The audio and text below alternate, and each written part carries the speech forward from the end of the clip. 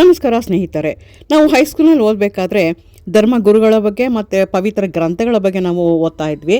ಹಾಗೆ ಈ ದಿನ ನಾವು ಸಿಖ್ ಧರ್ಮಗುರು ಗುರು ನಾನಕ್ ಮತ್ತು ಅವರ ಪವಿತ್ರ ಗ್ರಂಥ ಗುರು ಗ್ರಂಥ ಸಾಹಿಬ್. ಸೊ ನಾವು ಈ ದಿನ ಗುರು ನಾನಕ್ ಝೀರಾ ಸಾಹಿಬ್ ಗುರುದ್ವಾರ್, ಇದು ಕರ್ನಾಟಕದ ಬೀದರ್ನಲ್ಲಿದೆ. ಇದ್ರ ಬಗ್ಗೆ ನಾವು ತಿಳ್ಕೊಳ್ಳೋಕ್ಕೆ ಹೋಗ್ತಾ ಇದ್ವಿ. ದಕ್ಷಿಣ ಭಾರತದ ಅತ್ಯಂತ ಪ್ರಮುಖ ಮತ್ತು ಪವಿತ್ರ ಸಿಖ್ ಧಾರ್ಮಿಕ ಕ್ಷೇತ್ರಗಳಲ್ಲಿ ಒಂದಾಗಿದೆ. ಈ ಐತಿಹಾಸಿಕ ಗುರುದ್ವಾರವನ್ನು 1948ರಲ್ಲಿ ನಿರ್ಮಿಸಲಾಯಿತು. ಇದು ಸಿಖ್ ಧರ್ಮದ ಸಂಸ್ಥಾಪಕರಾದ ಶ್ರೀ ಗುರು ನಾನಕ್ ದೇವ್ ಜಿ ಅವರಿಗೆ ಸಮರ್ಪಿತವಾಗಿದೆ. ಐತಿಹಾಸಿಕ ಹಿನ್ನೆಲೆ ಮತ್ತು ಪವಾಡ. ಕ್ರಿಸ್ತಶಕ 1512ರಲ್ಲಿ ಗುರು ನಾನಕ್ ದೇವ್ ಜಿ ಅವರು ತಮ್ಮ ಎರಡನೆಯ ಧರ್ಮ ಪ್ರಚಾರದ ಪ್ರವಾಸದ ವೇಳೆ ಬೀದರ್ ನಗರಕ್ಕೆ ಭೇಟಿ ನೀಡಿದ್ದರು. ನೀರಿನ ಅಭಾವ ಮತ್ತು ಪವಾಡ. ಆ ಸಮಯದಲ್ಲಿ ಬೀದರ್ನಲ್ಲಿ ಭೀಕರ ಬರಗಾಲವಿತ್ತು ಮತ್ತು ಕುಡಿಯುವ ನೀರು ಉಪ್ಪಾಗಿದ್ದು ತೀವ್ರ ಅಭಾವವಿತ್ತು. ಜನರ ಕಷ್ಟವನ್ನು ಕಂಡು ಕರಗಿದ ಗುರುನಾನಕರು ದೇವರ ನಾಮಸ್ಮರಣೆ ಮಾಡುತ್ತಾ ತಮ್ಮ ಬೆರಳಿನಿಂದ ಬೆಟ್ಟದ ಬಂಡೆಯನ್ನು ಸ್ಪರ್ಶಿಸಿದರು. ನಾನಕ್ ಝೀರಾ. ತಕ್ಷಣವೇ ಆ ಬಂಡೆಯಿಂದ ಸಿಹಿಯಾದ ನೀರಿನ ಬುಗ್ಗೆ ಹರಿಯಲಾರಂಭಿಸಿತು. ಈ ಕಾರಣದಿಂದಲೇ ಈ ಸ್ಥಳಕ್ಕೆ ನಾನಕ್ ಝೀರಾ ಅಂದರೆ ನಾನಕರ ಬುಗ್ಗೆ ಎಂಬ ಹೆಸರು ಬಂದಿತು. ಪ್ರಮುಖ ಆಕರ್ಷಣೆಗಳು ಮತ್ತು ವೈಶಿಷ್ಟ್ಯಗಳು. ಅಮೃತ ಕುಂಡ, ಹೋಲಿ ಟ್ಯಾಂಕ್. ನೈಸರ್ಗಿಕ ಬುಗ್ಗೆಯಿಂದ ಬರುವ ಸಿಹಿ ನೀರನ್ನು ಬಿಳಿ ಅಮೃತಶಿಲೆಯಿಂದ ನಿರ್ಮಿಸಲಾದ ಪವಿತ್ರ ಕೊಳದಲ್ಲಿ ಸಂಗ್ರಹಿಸಲಾಗುತ್ತದೆ. ಇದನ್ನು ಅಮೃತ ಕುಂಡ ಎಂದು ಕರೆಯಲಾಗುತ್ತದೆ. ಈ ನೀರಿನಲ್ಲಿ ಸ್ನಾನ ಮಾಡುವುದರಿಂದ ಮತ್ತು ಇದನ್ನು ಕುಡಿಯುವುದರಿಂದ ದೀರ್ಘಕಾಲದ ಕಾಯಿಲೆ ಗುಣವಾಗುತ್ತವೆ ಎಂಬ ಅಚಲವಾದ ನಂಬಿಕೆ ಭಕ್ತರಲ್ಲಿದೆ.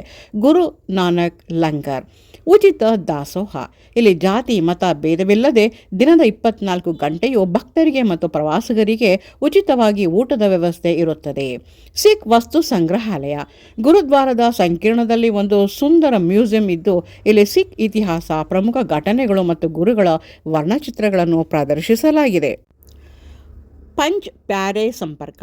ಸಿಖ್ ಇತಿಹಾಸದ ಪ್ರಮುಖ ಪಂಚ್ ಪ್ಯಾರೆ ಅಂದರೆ 5 ಪ್ರೀತಿಯ ಭಕ್ತರು ಎಂದು ಅರ್ಥ.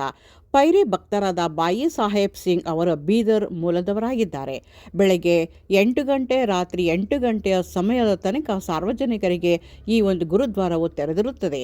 ಗುರುನಾನಕ್ ಜಯಂತಿ ಅತ್ಯಂತ ಸಡಗರದ ಆಚರಣೆಯನ್ನು ಮಾಡುತ್ತದೆ. ಸ್ವಚ್ಛತೆ ಮತ್ತು ಶಿಸ್ತು. ಗುರುದ್ವಾರದ ಆವರಣವು ಅತ್ಯಂತ ಶಾಂತಿಯುತವಾಗಿದ್ದು ಸ್ವಚ್ಛತೆಗೆ ಮೊದಲ ಆದ್ಯತೆ. ಒಳಗೆ ಪ್ರವೇಶಿಸುವಾಗ ತಲೆಯನ್ನು ಬಟ್ಟೆಯಿಂದ ಮುಚ್ಚಿಕೊಳ್ಳಬೇಕಾಗುತ್ತದೆ. ಇದು ಕಡ್ಡಾಯವಾಗಿರುತ್ತದೆ. ಈ ಒಂದು ಡ್ರೆಸ್ ಕೋಡನ್ನು ನಾವು ಪಾಲಿಸಲೇಬೇಕಾಗುತ್ತದೆ.